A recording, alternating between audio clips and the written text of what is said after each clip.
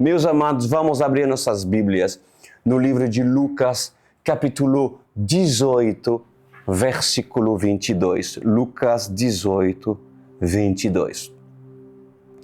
Querido Pai Celeste, que sua paz venha invadir os nossos corações, que o seu amor seja visto, que sua paciência venha nos tomar por completo, que os frutos do seu Espírito possam ser presentes, Senhor. Usa os meus lábios pela graça e misericórdia e assim abençoe o pequenino, aquele que se apresenta como criança a querer aprender de Ti. Eu lhe agradeço, Senhor, em nome de Jesus. Amém e amém. Benção. Lucas 18, 22. Bom, nos versículos que antecedem o versículo 22, nós estamos frente a um trecho que, inclusive, nós estudamos em outros livros, anteriormente. Um jovem, homem importante, perguntou para Jesus: Bom mestre, o que farei para herdar a vida eterna? E o que Jesus respondeu? Por que você me chama de bom? Pois não há ninguém que seja bom a não ser somente Deus. Por que essa resposta? Eu cheguei a falar anteriormente. Porque os judeus, pela lei de Moisés, bom se refere somente a Deus. A Deus de Abraão, o Deus de Isaac, o Deus de Jacó. E pela lei, os judeus, até o dia de hoje, eles têm esse costume. Bom somente Deus. Bom, veja o que está escrito no versículo 19. Por que você me chama de bom? Respondeu Jesus.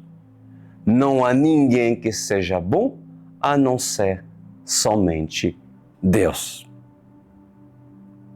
Esse homem aqui, que foi confrontado, que foi contrariado, era um homem importante, um jovem rico.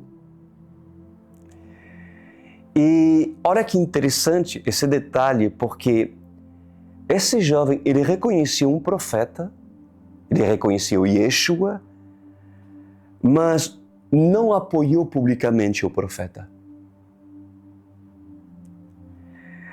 Ele reconheceu a unção profética, mas não decidiu estar com o profeta.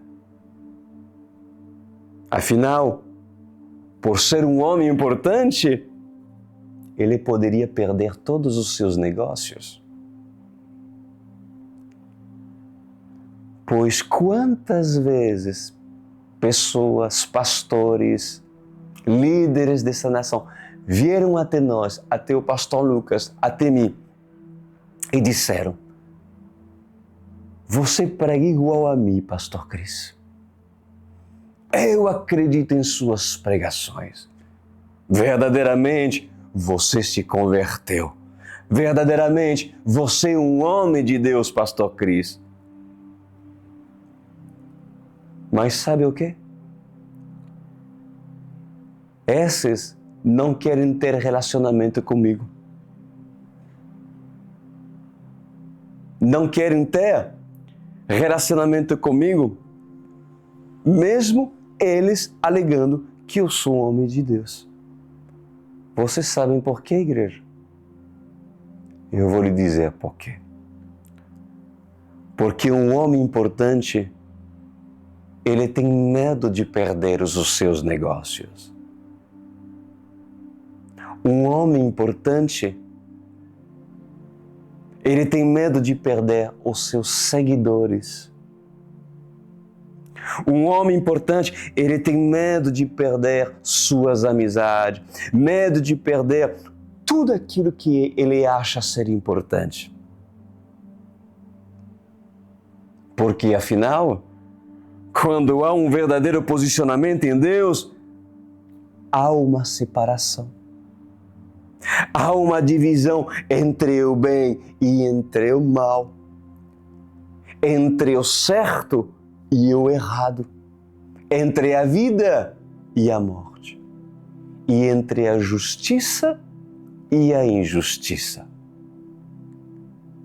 Não tem como caminhar juntos com aqueles que não professam a mesma fé.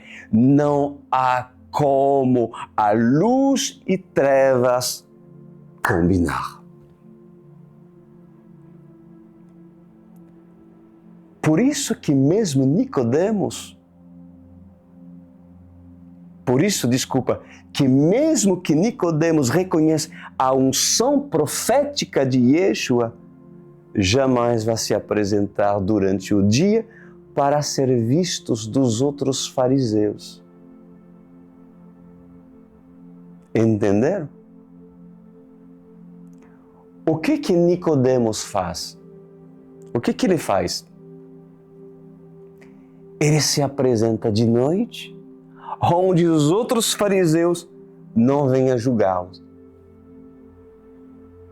Mesmo que seu coração esteja queimando para saber a respeito da verdade, a respeito do conhecimento, o orgulho e a vaidade de Nicodemo permanece e não quer abrir mão.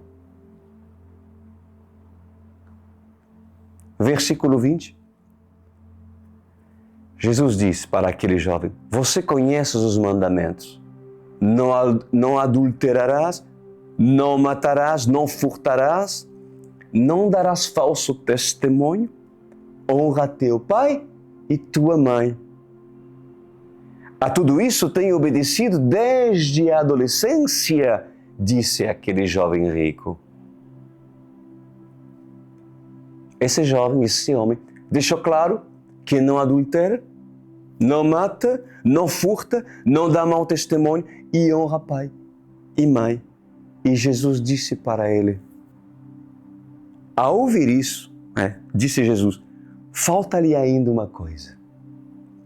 Venda tudo que você possui e dê o dinheiro aos pobres, e você terá um tesouro nos céus. Depois venha e siga-me. Jesus pediu para ele vender tudo. Em outras palavras, Jesus pediu para ele vender o seu orgulho, vender a vaidade, vender a independência, vender a mentira, vender tudo aquilo que faz com que esse homem não consiga ser igual a Jesus. E depois de vender tudo, somente depois de vender tudo, ali pode segui-lo. Quem está disposto a vender tudo por amor a Deus? Quem levanta a mão? Seja verdadeiro. Porque ao levantar a mão, o Senhor vai olhar para você e vai ver se há um verdadeiro desejo no seu interior de vender tudo aquilo que Ele lhe pede. Quem está disposto a vender tudo para seguir Jesus? Levanta suas mãos. Quem está disposto a pagar o alto preço para se seguir o Cordeiro? Você daria sua vida para Deus? Entregaria sua vida ao Senhor? Pois muitos nas igrejas dizem, Senhor, Eu entrego minha vida, te reconheço como meu Senhor, como meu único e suficiente Salvador. Mas não entreguem a vaidade, não entregam o orgulho, não entregam o medo, não entregam a ansiedade, não entregam a impureza, não entregam a pornografia, não entregam o adultério, não entregam a mentira, não entregam a cobiça, não entregam o engano, não entregam a injúria, não entregam a dissensão, não entregam as brigas, não entregam a fofoca, não entregam tudo aquilo que ainda deveriam entregar. Pois em verdade, para que um homem ou uma mulher venha se converter verdadeiramente, deve abandonar tudo aquilo que não condiz com a palavra de Deus e com seus ensinamentos. Versículo 23. Ouvindo isso, aquele jovem importante, rico, ficou triste, porque era muito rico, como diz a palavra, né? Versículo 24. Vendo-o entristecido, Jesus disse: como é difícil aos ricos entrar no reino de Deus. Pois, amados, a palavra difícil não quer dizer impossível. É difícil. Um rico entrar no reino de Deus é difícil, mas não é impossível. Há muitos ricos que podem entrar no reino de Deus. Há muitos ricos que podem ter a sua chance e sua oportunidade, mas é difícil. Versículo 25. De fato, disse Jesus, é mais fácil passar um camelo pelo fundo de uma agulha do que um rico entrar no reino de Deus. Os que ouviram isso perguntaram: então, quem pode ser salvo? Jesus respondeu: o que é impossível para os homens é possível para Deus. Para os homens, um assassino, um preso, um ladrão, talvez seja impossível esses entrar no reino dos céus, para os homens, mas para Deus é possível. Desde que esses se arrependem verdadeiramente das suas crueldades, da sua maldade, do seu pecado, do seu vício, do seu roubo e da sua impiedade. E uma vez que esse se arrepende e faz prova desse arrependimento, dando bom testemunho, não é impossível para Deus. Mesmo que para os homens seja impossível, mas para Deus é possível, sim. Você que está me vendo nessa noite, eu te digo, tem jeito sim para ti. Será que ainda duvidas que tu tens sim capacitação de vender, de abandonar, de perder aquilo que Deus te pede para você entrar no reino de Deus?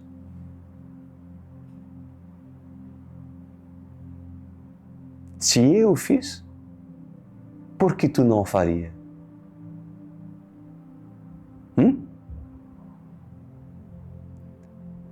É uma questão de livre-arbítrio. Eu sempre quis optar pelo que é certo. É claro que no passado eu fiz muitas coisas que não era certo. Mas quando se me foi proposto entre a vida e a morte, eu escolhi a vida. Porque quando me foi dada a oportunidade de entender o que é a vida, Jesus, a sua palavra, quando eu comecei a lê-la, pois eu disse, é isso que eu quero. É a Bíblia que eu quero. É aquilo que Deus fez na minha vida, por que não faria também na tua? Vai depender das tuas escolhas de hoje. Eu escolhi. E tu? O que vais escolher?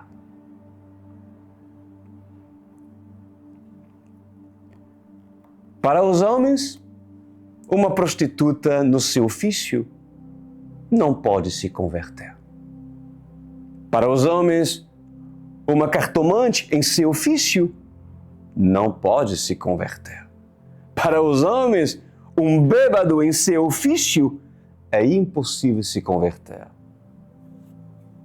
Para os homens, um sonegador de imposto, um rico, um ladrão, um avarento, é impossível se converter. Mas para mim, diz o Senhor, é possível sim. Aleluia. Versículo 28. Pedro lhe diz, nós deixamos tudo o que tínhamos para seguir-te. Jesus respondeu, digo-lhe a verdade, ninguém que tenha deixado casa, mulher, irmãos, pai ou filhos, por causa do reino de Deus, deixará de receber na presente era, muitas vezes mais, e na era futura, a vida eterna.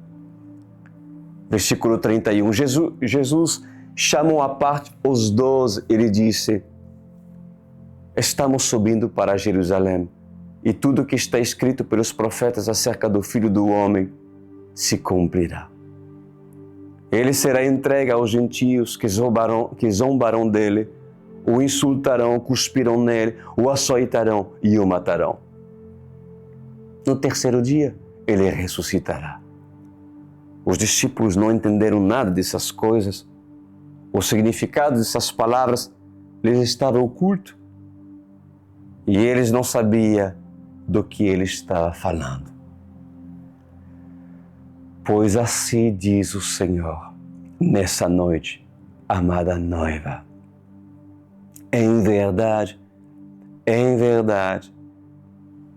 mesmo que alguns não conseguem entender as profecias desse livro, mesmo que alguns não conseguem entender as profecias vindouras, é necessário que alguns sejam separados à parte para que assim sejam instruídos acerca das profecias futuras. Para essa igreja, diz o Senhor, para esse ministério, há profecias vindouras, há profecias futuras. A pergunta é, você está preparado para viver essas profecias? Vocês estão preparados para viver o sobrenatural? Viver da dependência de Deus? Ou você tem medo dessa dependência? Tem medo do futuro? Tem medo da profecia se cumprir?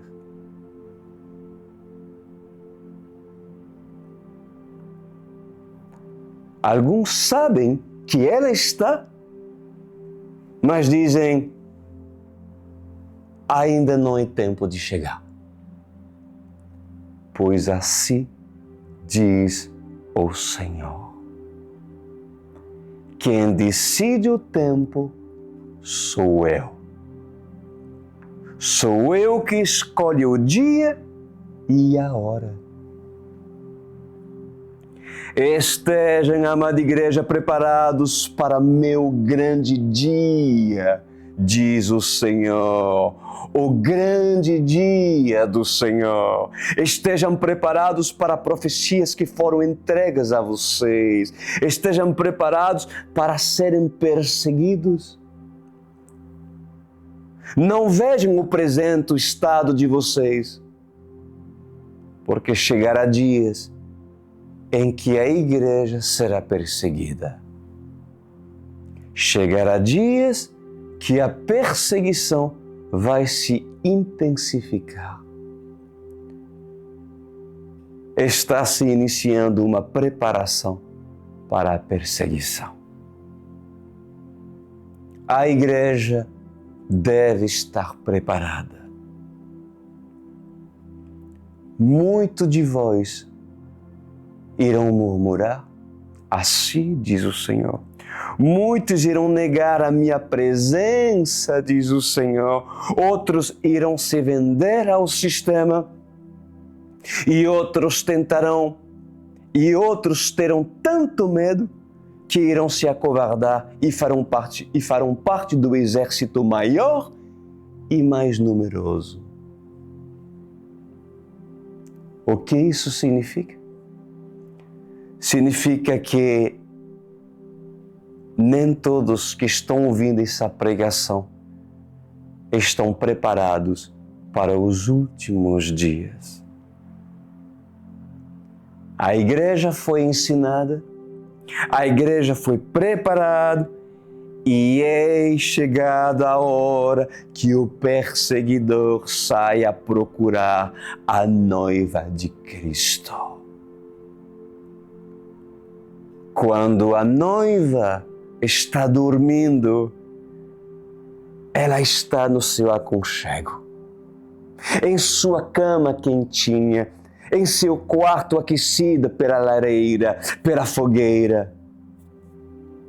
Há muita lenha na casa da noiva, diz o Senhor.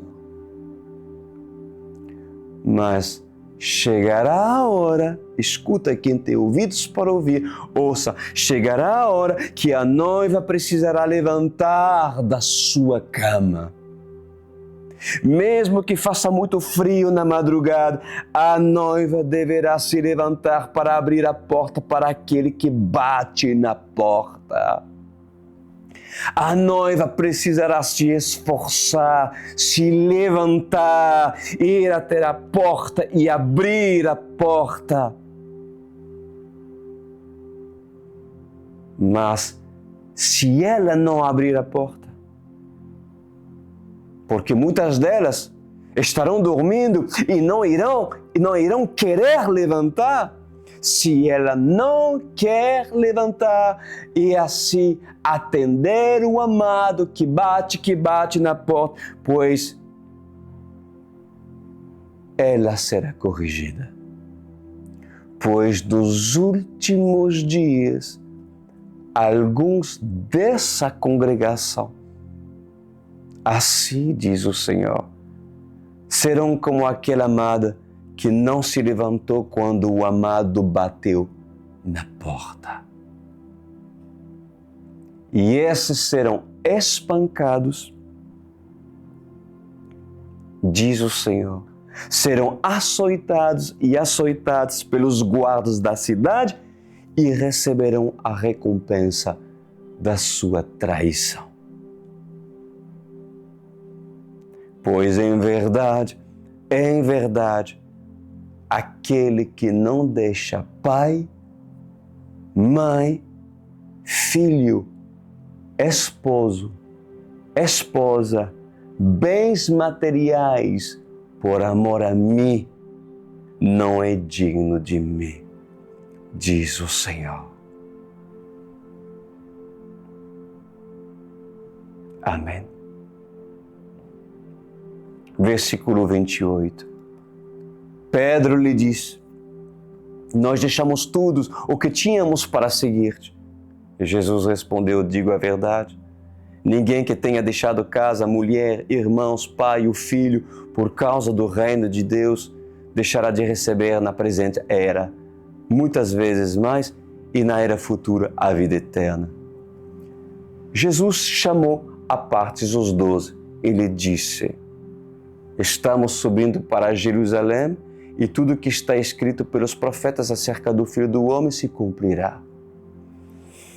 Ele será entregue aos gentios e zombarão dele, o insultarão, cuspirão nele e açoitarão e o matarão. No terceiro dia, ele ressuscitará. Os discípulos não entenderam nada dessas coisas, o significado dessas palavras lhes estavam oculto e eles não sabiam do que estava falando. Ao aproximar-se Jesus de Jericó, já vamos entrando na história do cego de Jericó, que coisa tremenda.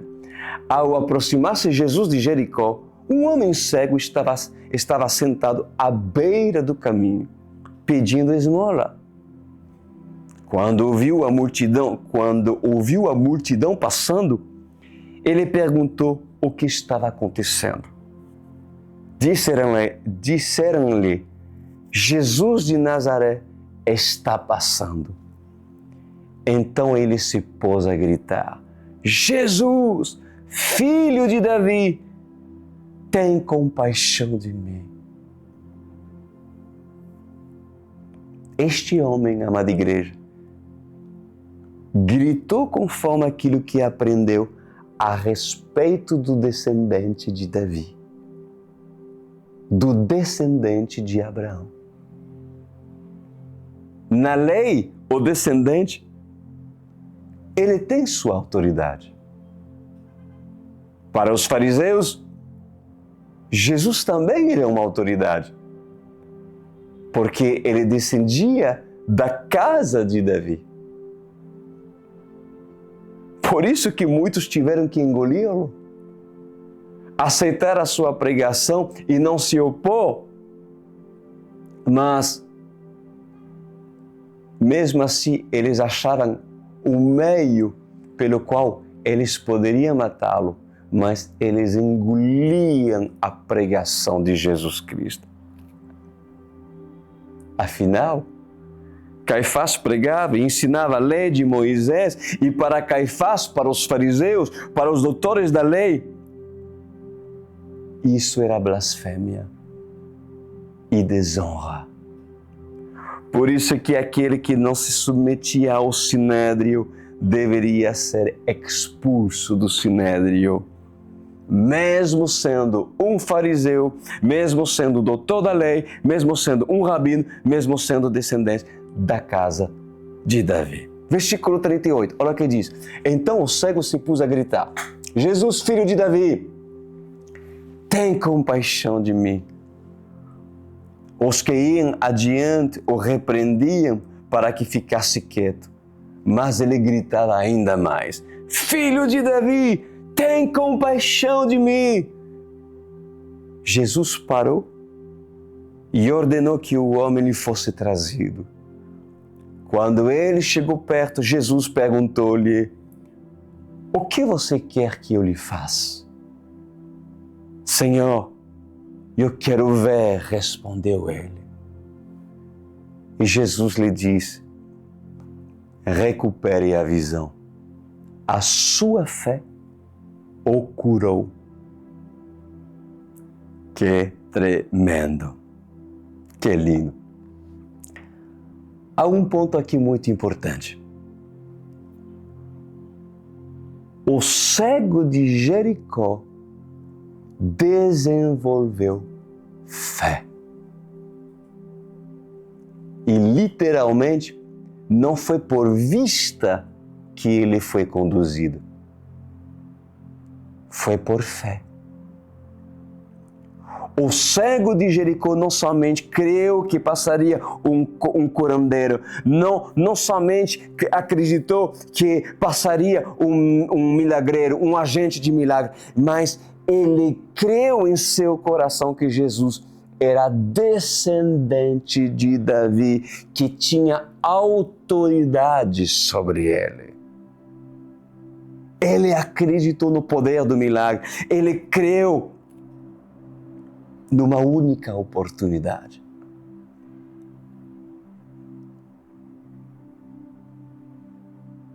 Agora, alguns que estão me ouvindo nessa noite estão crendo?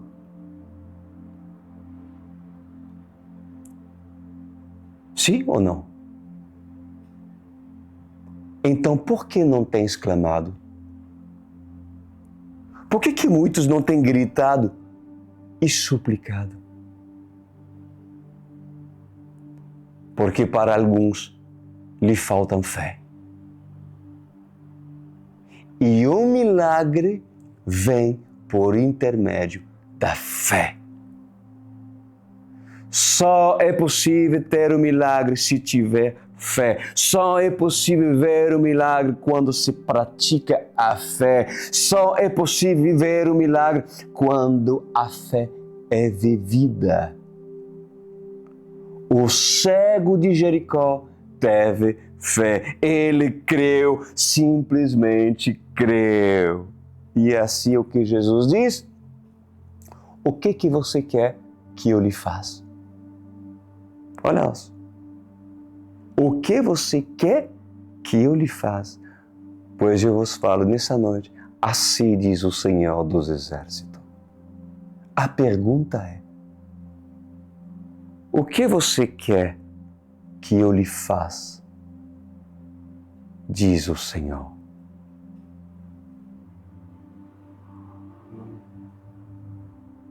Quem você deseja que se converta em sua casa?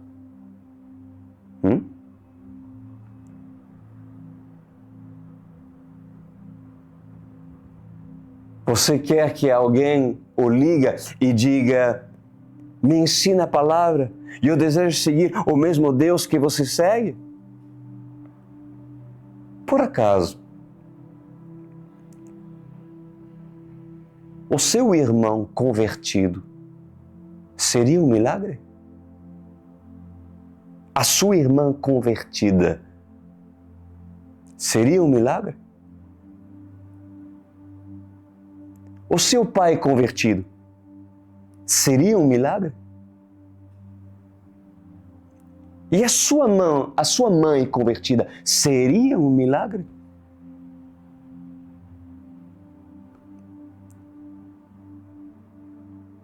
E Lázaro, já na tumba, seria um milagre se levantar e a pedra for rolada e o chamar para fora? E se abrissem as tumbas dos mortos e aparecessem em Jerusalém? Seria esse um milagre? E se o doente se levantasse da sua cama, seria um milagre? Um paralítico começar a andar, seria um milagre? O que é um milagre, amada igreja? Vocês estariam preparados para receber o milagre e jamais se desviar do reto caminho? Ou depois que receberam do milagre, voltariam para Jericó e continuariam o seu ofício como antes? Caminharias tu para Jerusalém ou voltarias tu para Jericó? Pois em verdade, Jericó significa lugar de atraso. Jericó parou no tempo. Jericó perdeu as suas muralhas.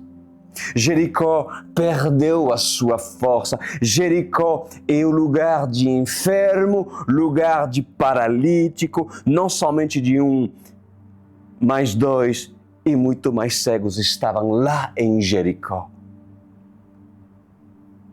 Jericó é o lugar de afronta.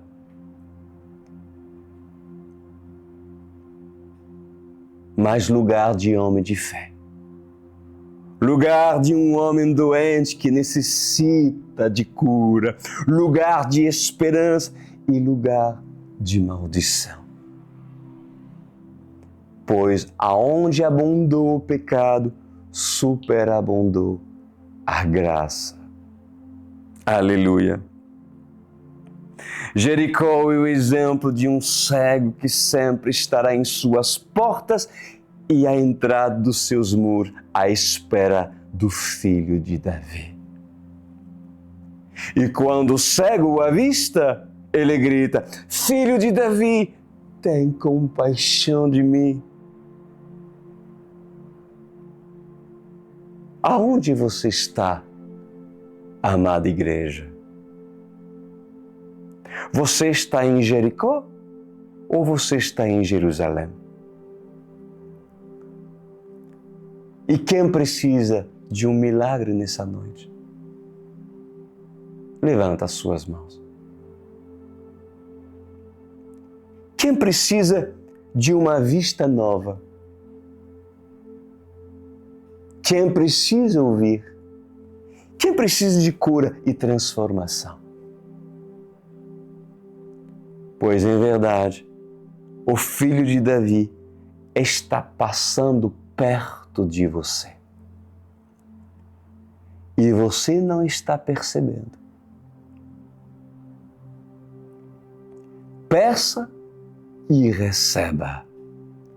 Peça com fé para o filho de Davi que está do seu lado.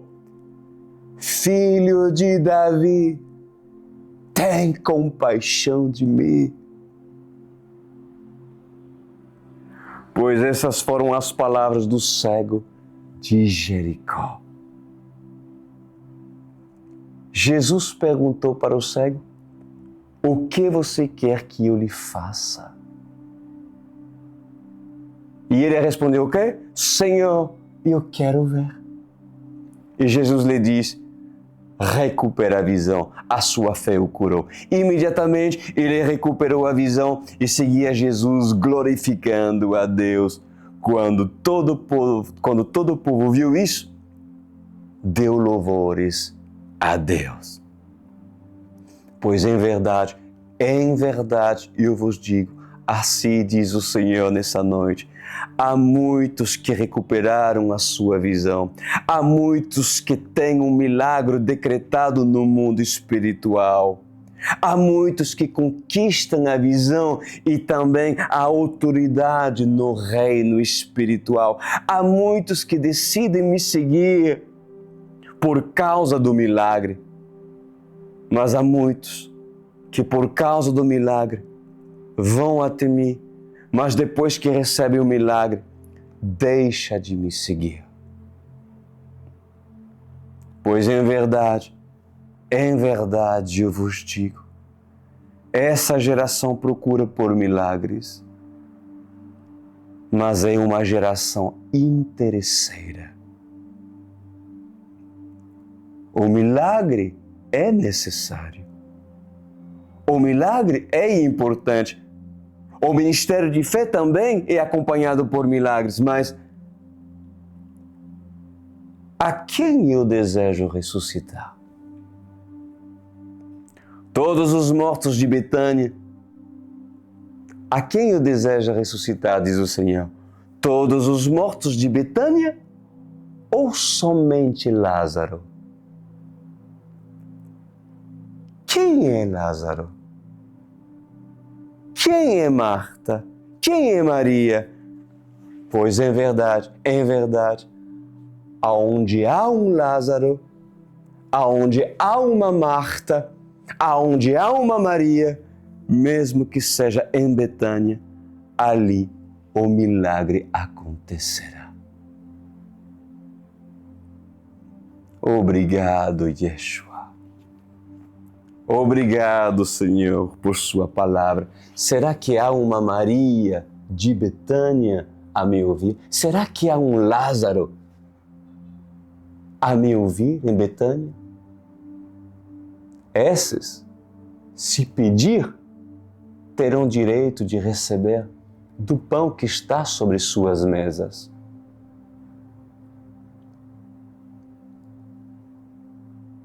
Antes de pedir,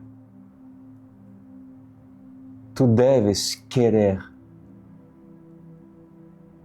aquele que pode te dar o milagre. Não seja postura interesseira. interesseiro. Quantas pessoas me pedem, Pastor Cris, ora por mim, mas não querem compromisso com a palavra.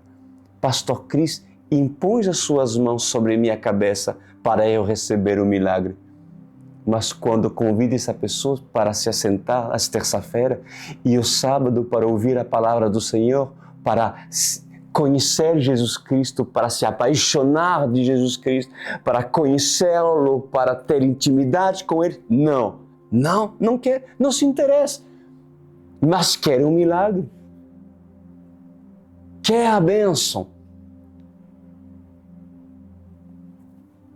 Até quando essa geração será interesseira?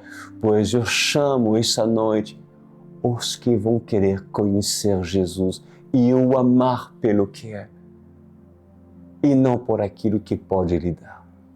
Embora Ele pode lhe dar muitas coisas. Pai amado,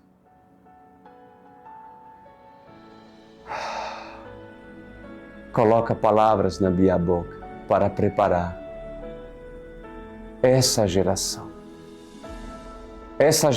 cujo em meio dela há os remanescentes, há seus escolhidos, há aqueles cujo o Senhor escolheu para conhecer sua presença, sua intimidade, para convidar essa geração a subir no topo do monte do Sinai. Mas o que essa geração irá escolher? Irão dizer, fala tu, Moisés, por nós? Ou irão dizer, uau, Moisés tem sua experiência, conhece o Senhor, então vamos, se Ele está me convidando, e eu desejo ir, eu desejo conhecê-lo, afinal, mesmo sendo Deus de milagre, mesmo precisando de um milagre, eu quero conhecê-lo, porque eu creio que Ele é tudo aquilo que eu preciso. E se buscar primeiramente o reino de Deus e sua justiça, que é a palavra do Senhor, pois todas as outras coisas me serão acrescentadas. Ah, Pai,